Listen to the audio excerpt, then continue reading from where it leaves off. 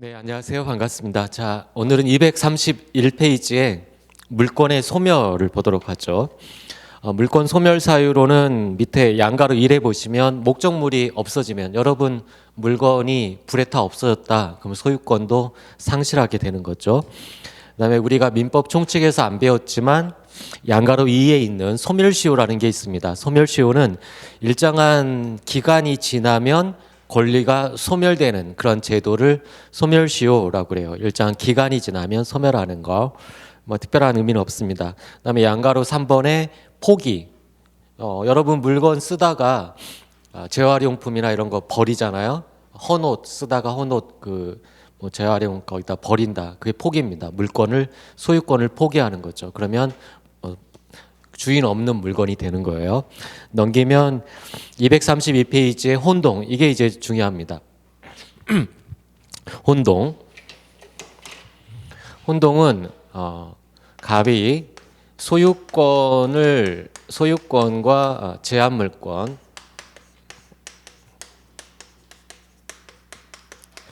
갑이 예컨대 제한물권자였어요. 전세권. 이거는 우리가 뉴스에서 보는 채권적 전세를 말하는 것이 아니라 물권으로서의, 용익물권으로서의 전세권을 말해요. 물권. 물권인데 일부 권능이 제한되어 있는 제한물권. 그랬다가 소유권을 취득했다. 내가 전세권자였는데 그 물건을 샀어요. 아파트에 전세 살다가 소유권, 돈 주고 소유권을 샀습니다. 그럼 뭐가 필요 없죠? 이건 필요 없잖아요. 그래서 이게 소멸한다는 얘기예요. 제한물권과 이게 작은 거고 더 큰 거, 소유권, 이거 완벽한 권리이고 이거는 제한된 물권. 제한물권은 필요가 없어서 소멸한다. 이것을 혼동이라고 합니다. 혼동되어서 소멸한다. 그런 다음에 또 이런 것도 있어요. 이 제한물권은 소유권에 설정된 거죠. 어떤 사람의 소유자로부터 넘겨받은 겁니다. 그런데 제한물권에다가 다시 제한물권을 설정하는 경우가 있어요. 우리 물권법을 이제 뒤에 배우게 되면 제한물권에 다시 제한물권을, 예컨대 내가 전세권자인데 전세권에 제한물권인 저당권을 설정하는 경우가 있습니다. 이걸 전세권 저당권이라고 해요. 소유권에 설정한 저당권을 그냥 저당권이라고 합니다. 소유권에는 설정한 그냥 저당권. 근데 소유권 말고도 전세권에도 저당권을 설정할 수 있어요. 이게 전세권, 저당권. 그런데 여기에 이 사람이 저당권자인데 전세권을 취득했다. 즉 제한물권에 제한물권을 설정했는데 이 A라는 제한물권을 취득했다. 그러면 이게 더 큰 거예요. 이게 더 큰 거고 이게 그것의 일부 권능에 설정된 소. 그러니까 소는 필요가 없으니까 이 제한물권을 목적으로 하는 제한물권은 소멸한다. 그래서 A만 남는다. 혼동소멸입니다. 쉬운 말로 하면 큰 것과 작은 것이 있을 때 두 개가 동일한 사람한테 두 권리가 귀속되면 작은 것은 필요가 없으니까 소멸하게 돼요. 이게 혼동소멸의 원칙이에요. 다만 예외가 있습니다. 혼동소멸하지 않는다는 게 소멸하지 않고 남아있다. 예컨대 내가 제한물권자인데 소유권을 취득했을 때 이 제한물권이 소멸하지 않고 그대로 유지되는 경우가 있습니다. 이때는 언제 그러한 것이냐? 자기나 또는 제3자의 이익을 위해서 존속시킬 그런 필요가 있을 때에는 소멸하지 않고 유지가 됩니다. 대표적인 예를 보면 내가 X 부동산에 대해서 1번 내가 저당권을 설정받았었어요. 내가 저당권자예요. 제한물권인 저당권자. 근데 여기에 돈 주고 그 X 부동산을 샀다. 소유권을 취득했습니다. 그러면 기본적으로 이 저당권은 소멸하게 되는데 여기에 을 앞으로 저당권이 설정돼 있었다고 해봐요. 그러면 자, 내가 저당권자인데 소유권을 취득해서 이게 소멸한다고 하면 얘는 어떻게 되죠? 얘가 1번이 되는 거예요. 1번. 이 저당권이 소멸하지 않고 존속시켜야 우리 가져갈 게 줄어드는 거죠. 즉 나의 이익을 위해서 이 갑이 소유권을 취득했을 때 이 제한 물건보다 후순위자가 있으면 나의 이익, 나 자신의 이익을 위해서 존속시킬 필요가 있습니다. 그런데 나보다 선순위의 자가 있을 때는 그때는 나의 이익을 위해서 존속시킬 필요가 없어요. 어차피 그 자가 선순위니까 내 밑으로는 없다. 그러면 그냥 원래대로 소멸하는 거예요. 나보다 후순위인 자가 있을 때는 내가 만약 없어지면 얘가 순위가 상승하기 때문에 부당한 이익을 얻죠, 얘가. 그래서 존속시키는 것이다. 두 번째는 이 제한 물건에 다른 제한 물건이 설정되는 경우가 있다겠죠. 제한 물건에 다른 제한 물건이 그러면 이 제3자 이걸 소멸시키면 이걸 목적으로 한 제3자의 권리도 소멸한단 말이에요. 그러면 안 되겠죠. 다른 사람의 이익을 해치니까. 자기나 제3자의 이익을 위해서 존속시킬 필요가 있을 때는 소멸하지 않는다. 특히 자기의 이익을 위한 경우는 그보다 나보다 후순위의 자가 있을 때만 혼동 소멸하지 않고 나보다 선순위의 자가 있을 때는 원칙대로 소멸하게 된다. 의 부분을 보세요. 혼동이란 서로 대립하는 두 개의 법률적 지위나 자격이 동일인에게 귀속, 쉽게 말하면 두 개의 권리가 동일인에게 귀속되는 것을 말한다. 그다음에 양가로 2에 보면 그 유형은 두 가지입니다. 첫 번째 유형이 양가로 2에 있죠. 그게 1 써주세요. 첫 번째 유형 1입니다. 유형 1은 소유권과 제한 물건이 동일인에게 귀속돼서 혼동소멸하는 경우. 그리고 우측에 233페이지에 양가로 3 있는 게 유형 2예요. 2. 제한 물건과 그 제한 물건을 목적으로 하는 다른 제한 물건이 동일인에게 귀속되었을 때.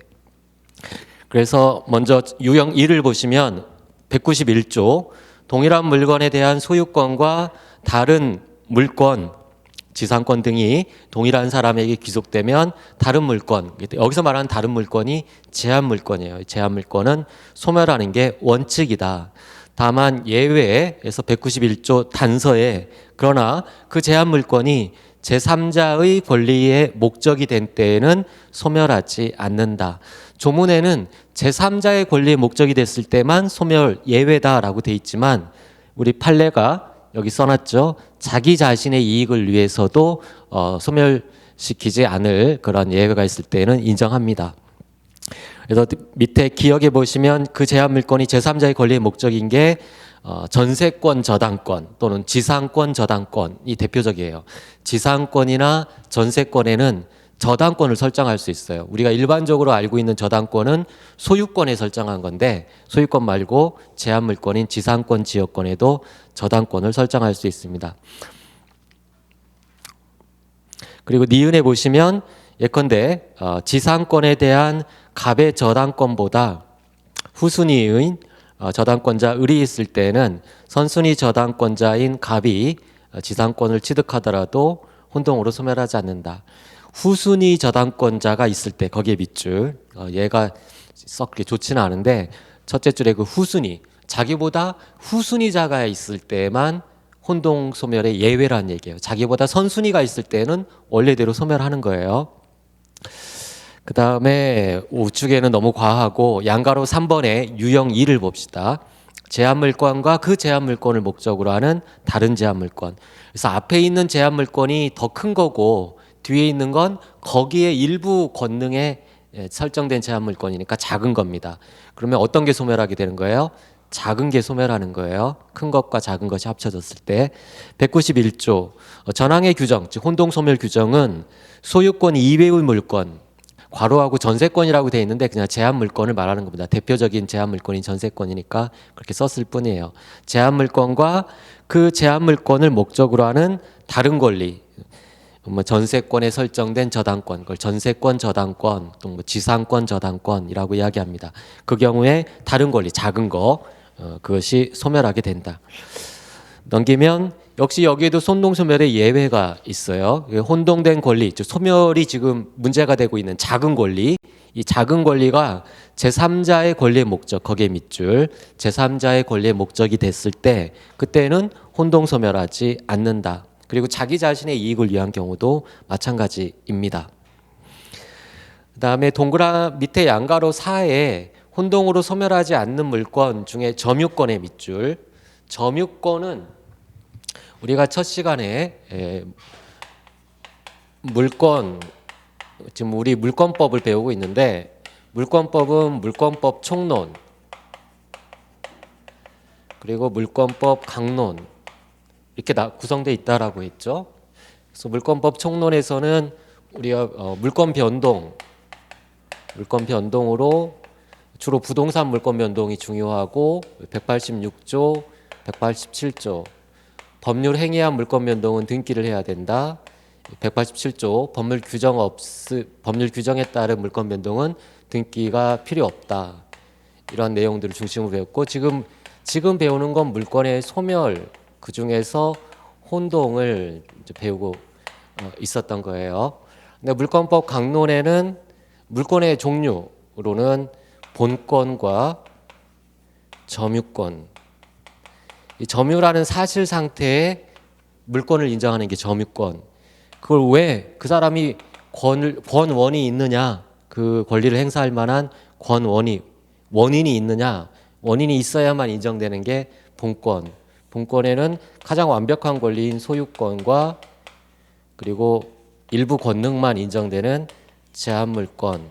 이 제한물권은 물건을 사용할 수 있는 용익물권, 그리고 담보로 설정받은 담보물권, 이렇게 나눠 있잖아요. 즉 점유권과 소유권은 섞이지 않아요. 체계가 완전히 다르다는 이야기예요. 체계가 완전히 달라서 혼동은 이 소유권과 제한물권, 얘네는 어머니가 본권이잖아요. 얘네들은 비슷한 거라면 일부 권능이 일로 들어온 거고, 여기는 완전히 구별되어 있는 거예요. 점유권과 소유권은. 그래서 여러분이 물건을 가지고 있으면 두 가지 권리가 있습니다. 점유권과 소유권이 두 개가 있는 거예요. 그게 이 점유권이 더 작은 거에서 소멸한다, 이런 구조가 아니라는 얘기. 얘네들은 완전히 별개입니다. 그래서 동그라미 1번에 점유권은 혼동으로 소멸하지 않아요. 별개의 독립된 권리입니다. 넘겨서 쭉 넘어가시면